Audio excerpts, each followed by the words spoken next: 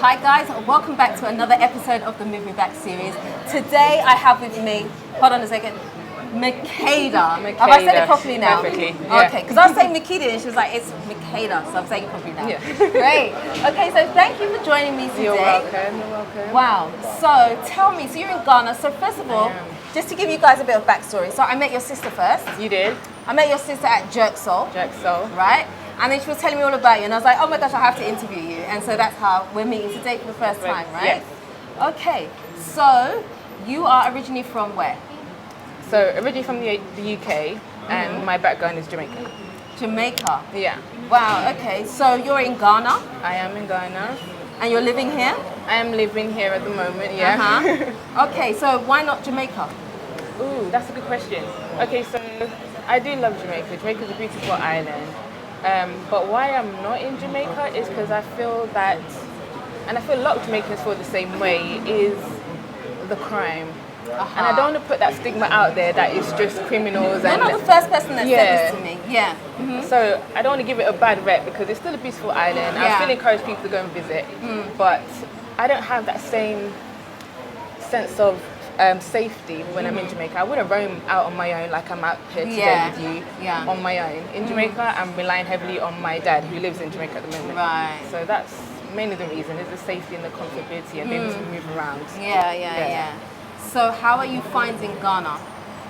Ghana, it has its ups and downs. There's loads of positives for the reason why I came here to begin with. Which was? Well, the first time I actually came to Ghana was in 2011. We literally packed up. I came here with my mum and my brother, my sister and my cousin. And we all just came to Ghana. And it was actually through my auntie who did some charity work. My mum came to visit her, they liked it, and then we just all came. So because I felt so comfortable here, a lot of people say that they have this sort of, it reminds them of home. So there are parts of Ghana that does remind me of Jamaica. It does feel homely. People are very welcoming and nice, and there's some people are very willing to help you. So that's the reason why we came. Well, I came back. I returned. Yes, and I was also felt a little bit pushed out of the UK because we all know the pandemic came. And a lot of people were forced to make decisions, and I thought I'm not going to. I felt like it was a time to pursue something, and that was one good thing that came out of the lockdown, was we were able to, people started focusing on themselves and their purpose and what can we do, because we don't know what the economy is going to say tomorrow. Of course. So that pushed a lot of people, forced people into doing something. And it forced me in. So here you are, right? Here I am. How would, just before we get into like the questioning of Ghana and all of that, how would you compare Ghana to Jamaica? Because I found that a lot of people make these comparisons. I know they are different places, but I feel like there's a sense of similarity somewhere. So maybe you could tell me a bit about that. I think some of it is visual. Like I lived towards past the Brie. So when I was in Jamaica, I lived in an area called Manchester, and it's also called the mountains. So basically, I live in the mountains. So a lot of it visually, I would say, compared to Jamaica. Some people, they say it's the food, whether it's the wache or the rice and peas, or just certain minute things like that. So I wouldn't say, sometimes it's the people. So I saw a gentleman on the back of a trotro, when we called it, and he looked just like my grandfather. So it was things like that. We look similar, and I think that's the similarities, that people are comfortable with. Okay. So since you've moved to Ghana, what's your experience been like? At the beginning, it was fun. You know, you go out, you enjoy yourself. It's almost like you're on vacation. You meet lots of people, You meet lots of people. You're out and about, and then when the living situation really kicks in, where you can't be out all the time, that's when it gets a little bit challenging. And so you're talking about transitioning from feeling like you're on holiday here to the real life, the real thing. That transition is a bit that I need to find something to do. I came here for a purpose. Now let me concentrate on what I need to get done, because you have to make a living, and you also have to. It's for your own mental to know that you're doing something constantly. So that was the hard thing for me, is the transitioning. And sometimes you get bored. You want to do something different. You want to travel because you're used to maybe going on a vacation once or twice a year. So it's really putting your foot in the ground and look. This is a situation. How do I cope with it? So, and how has that kind of affected you? How you feel about Ghana? So it affects me because I don't live in the main city, Accra, and I find in order for you to do something, you have to come to Accra. And some things that you're used to, certain things that make you comfortable, certain services, when you get a lack of those things, it can be very frustrating when you're used to a certain standard in a way. Coming from the UK, you know? So it has been quite tough. When you want to just pop to a corner store, it's not the same. Yeah, you know, I'm understanding everything you're saying. Yeah. Transportation's not the same, and lack of services. Not, you know, you want to go into a shop and you expect to be greeted. I'm not trying to. I guess it's because not everyone enjoys their job. Yeah. It's just to get you from A to B. So because of that aspect, you're not going to get the same greeting that you would expect. So sometimes you have to be lenient and understand. And then sometimes you're like, oh, come on. Please. Yeah. So it does make it kind of difficult sometimes. So are you loving your time in Ghana right now, or do you feel like you're going through, like, what I'd like to call, I guess, a transition? Yes, I would say I feel like I'm going through a transition where I'm a bit shaky on how long can I do this for? Because there's some times when I just want to return. And like, not to say that I'll cut Ghana off completely, but to just go and almost like a reset. And then to come back again and, you know, try and do things a little slightly different. Have more money in the back pocket so that you know. So I would definitely I think what you're saying is a fair point, because I know many people that come here and then after some time they're like, look, I need a break. So they go back for a few months before they come back. They just go back, regroup themselves, and then come back. So I feel like what you're saying is completely normal. So I don't need to feel like, oh my gosh, maybe I'm just not loving it. It's just it's something that happens to many people, you know. Because there's lots to love. The weather is beautiful majority of the time. You do have that peacefulness. Maybe not peace and quiet. But you have peacefulness. And you feel comfortable. Like my cousin who's come to Ghana, she loves it. Absolutely loves it. Freedom. A lot of people feel the freedom. I feel like it's a very individual experience when you come here. So just because someone else has taken off and it's been so easy for them, doesn't necessarily mean it will happen for you that way. There are definitely ups and downs to the whole experience. So I feel like it's really good that you're sharing your side of the story, because a lot of people that come here, they portray Ghana to be like it's perfect and it's so easy, but it's not necessarily all that way, or it takes time to get to that point. So by you sharing what you're going through right now, it's relevant. So you're not even saying that, okay, you know what, I've been through it and I've come out the other end. You're saying that I'm still going through it. It's still challenging. And I think that's fair and that's very valid. And I think that's important to address, you know. It will take some time. What do you think would help you adjust a bit more? What would help me adjust? I would say having my own space, because right now I'm not having my own space at the moment, because you know Ghana is very expensive. What it is, everyone wants to be in Accra and you want to be outside, and you have to think about how do I go in because I need to get something here, or if you want to work here, or you have set up a business.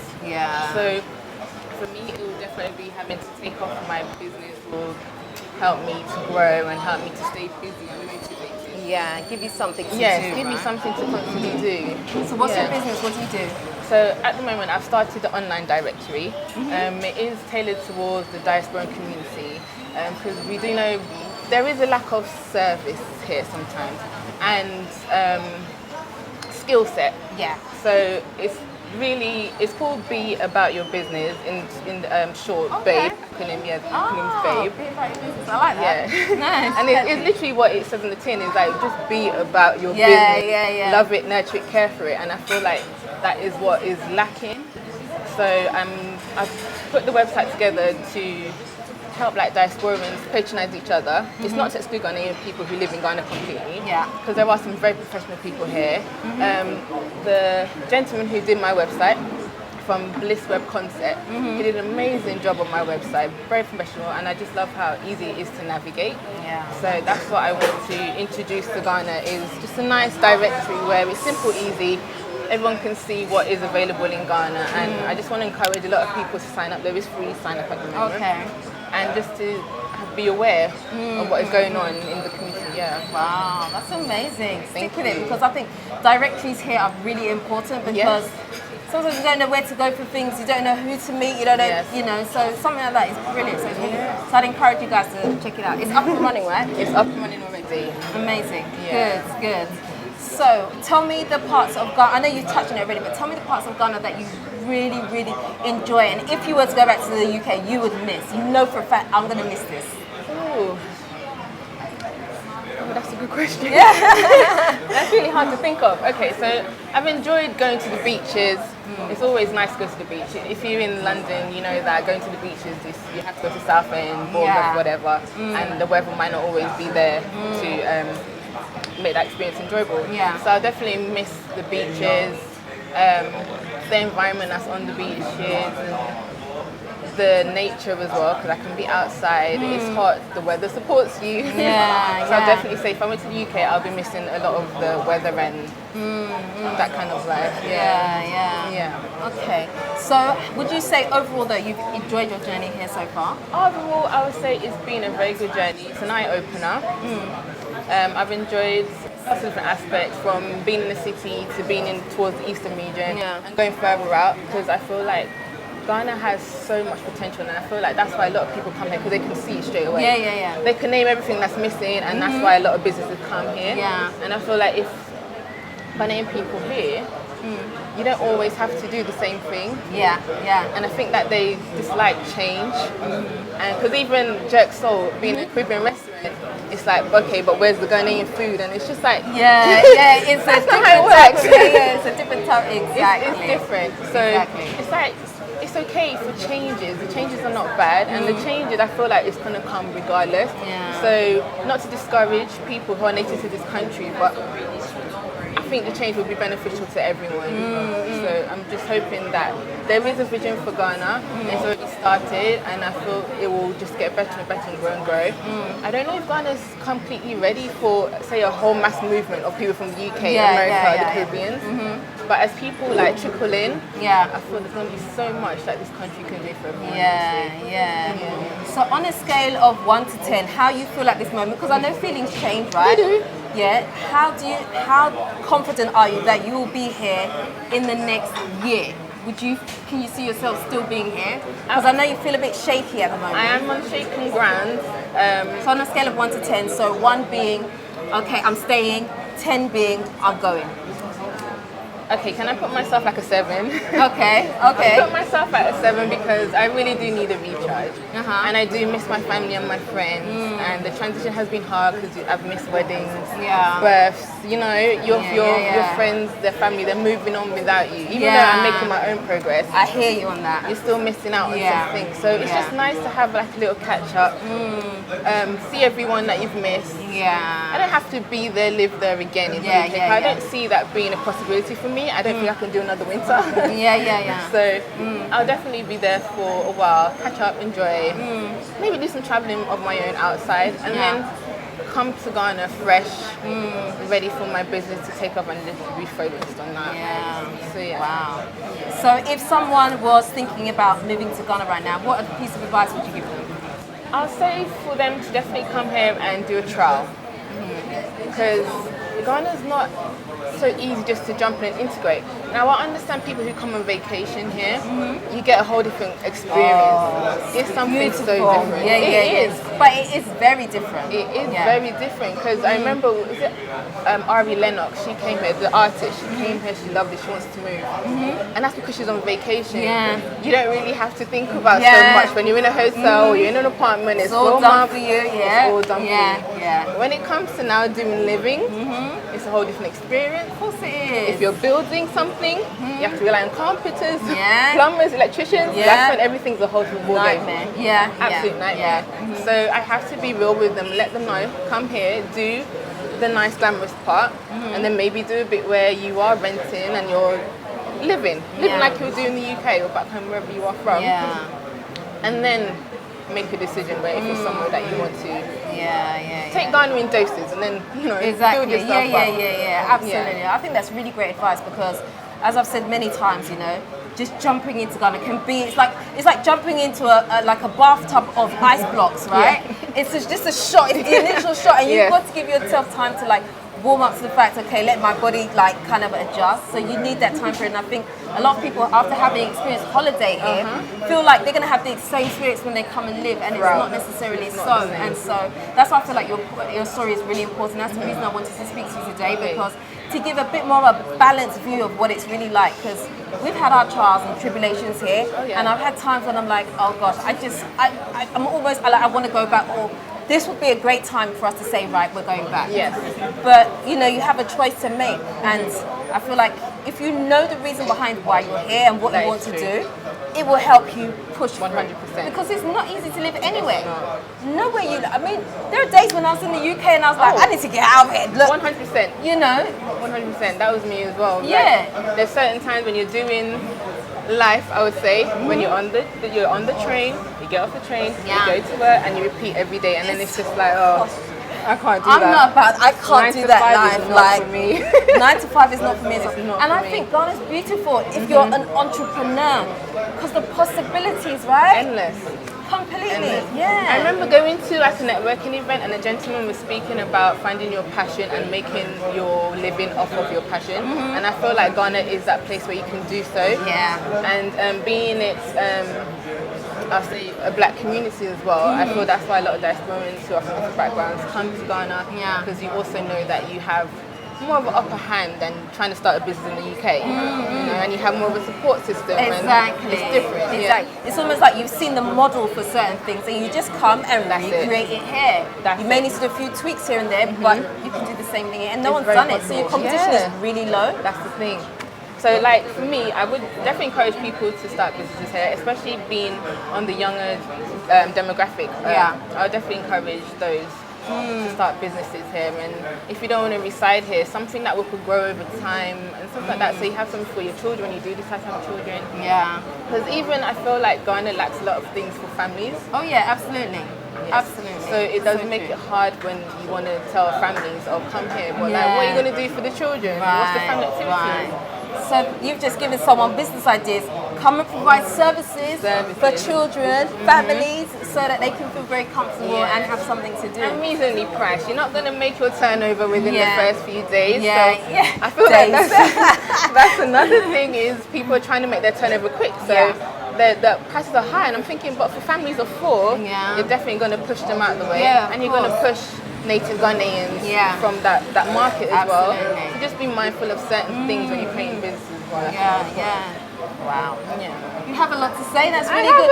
You've given some really good advice here. Thank you. Seriously, especially entrepreneurial-wise, you've given some really good advice. I think that people can pick up on and run with and really explore for when they come here, you know? Yeah, because when I spoke to your sister, she was telling me that you did some type of workshop as well, right? I had an event which was for Babe. It was like a launch, just to network, and so everyone can see what everyone's doing in, well, it was more like Accra than Ghana. Well, what everyone's doing in Accra. So say I have a bakery, I'm a website designer, just having different bunch of people speak to each other in a certain setting, and just for everyone to just know, okay, I can come to you for this, you know, just a networking event for especially younger demographic who are trying to push themselves out there. It's a great initiative. Keep going at it. Thank you very much. Well, thank you so much for taking the time to speak to me today. I appreciate you, because I know you came from a little way out. A little way. You came to meet me, so that's great, right? So thank you so much. So where can people find you? Okay, so I don't really have any personal socials, but for Babe, it's Babe, BAYB .Africa on Instagram, and my website is babeafrica.com. So you can find me on there and just reach out, sign up for free if you care to. Yeah, absolutely. That's great. So thank you once again You're for speaking to me. So guys, if you haven't already subscribed to this channel, I'd love it if you do me a favor and just hit the subscribe button and the notification bell. Don't forget also like, comment and share this video. Until next time, I am out. Nuti Baba. Thank you.